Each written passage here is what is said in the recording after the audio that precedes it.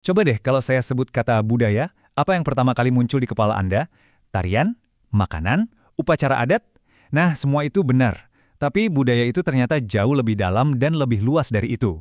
Di sesi kali ini, kita akan coba bedah tuntas konsep yang satu ini. Biar nggak cuma jadi teori, kita akan pakai Indonesia sebagai studi kasusnya langsung. Yuk, kita mulai. Oke, ini dia agenda kita. Kita mulai dari definisinya.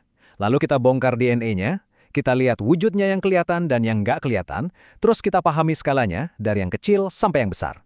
Dan di puncaknya, kita akan lihat langsung betapa kayanya mozaik budaya Indonesia. Tapi, sebelum kita dengerin kata para ahli, coba deh kita jeda sebentar. Saat Anda dengar kata budaya, gambar apa yang muncul? Mungkin penari Bali, mungkin suara gamelan, atau mungkin aroma rendang yang lagi dimasak? Itu semua adalah bagian dari budaya, betul. Tapi itu baru permukaannya aja. Inti dari budaya tuh jauh lebih dalam dari itu. Dan kita akan selami bareng-bareng. Baik, mari kita mulai dari fondasinya. Supaya kita semua ada di halaman yang sama, kita perlu sepakat dulu nih. Apa sih sebetulnya yang dimaksud dengan budaya? Mari kita lihat apa kata para pemikir besar tentang ini. Kita mulai dari definisi yang paling klasik dari Bapak Antropologi Edward B. Taylor. Kata kunci di sini adalah keseluruhan kompleks. Coba bayangin deh, budaya itu kayak sebuah tas ransel super besar yang kita terima begitu kita lahir di sebuah masyarakat. Isinya, wah semuanya ada. Dari cara kita makan, cara kita ngomong, sampai kepercayaan yang kita anut. Semuanya itu adalah hal yang kita pelajari, bukan sesuatu yang kita bawa dari lahir.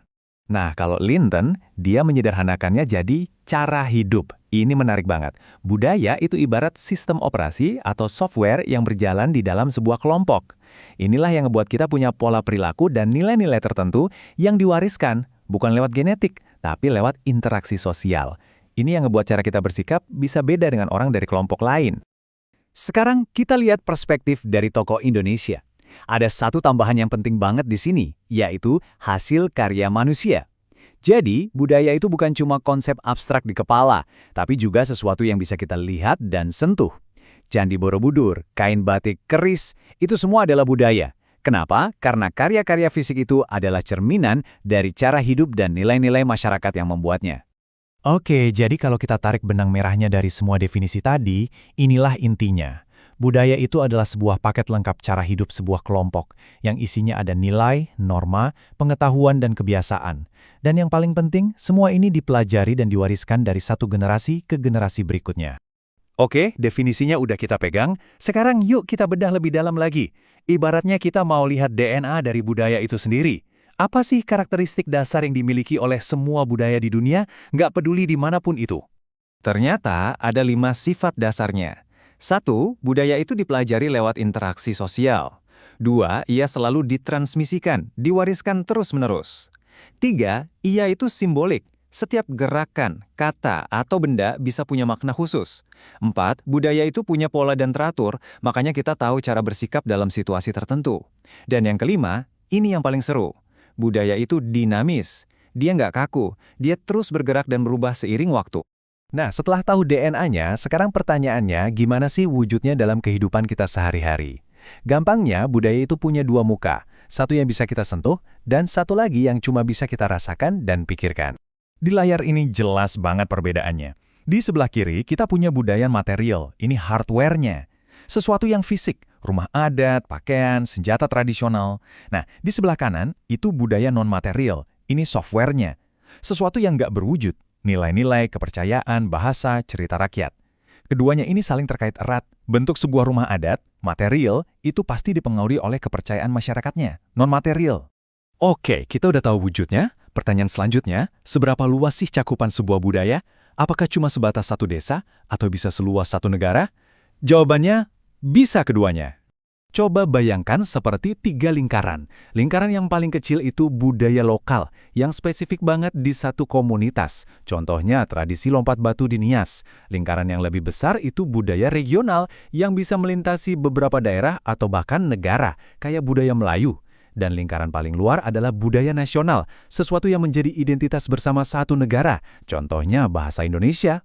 Dan inilah bagian puncaknya. Sekarang kita akan gabungkan semua potongan puzzle yang sudah kita bahas tadi, mulai dari definisi, DNA, wujud, sampai jangkauannya, untuk melihat betapa luar biasanya mosaik budaya yang ada di Indonesia. Coba perhatikan tabel ini. Kita lihat bahasa daerah. Misalnya, bahasa Jawa itu bukan cuma alat komunikasi, tapi adanya tingkatan bahasa seperti kromo dan ngoko itu menunjukkan adanya struktur sosial. Atau rumah joglo. Bentuk atapnya bukan cuma soal desain, tapi mencerminkan filosofi tentang hubungan manusia dengan Tuhan. Bahkan selembar kain batik, dari motifnya saja kita bisa tahu status sosial atau asal daerah pemakainya. Keren kan?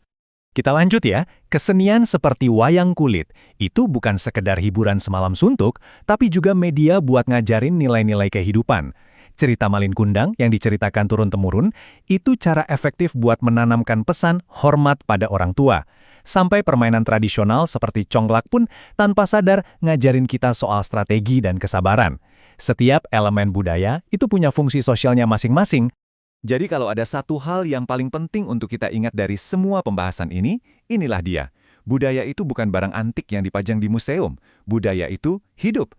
Dia bernafas, dia beradaptasi. Musik dangdut yang berevolusi, atau kebaya yang sekarang dipadukan dengan celana jeans, itu semua bukti kalau budaya itu terus relevan dengan zamannya. Sebagai penutup, saya mau lempar satu pertanyaan untuk Anda renungkan. Coba deh, lihat diri Anda sendiri saat ini. Mulai dari cara Anda berbicara, makanan kesukaan Anda, sampai ke prinsip hidup yang Anda pegang. Coba pikirkan, elemen budaya mana, apakah itu dari keluarga, daerah asal, atau identitas nasional, yang paling punya peran besar dalam membentuk diri Anda yang sekarang?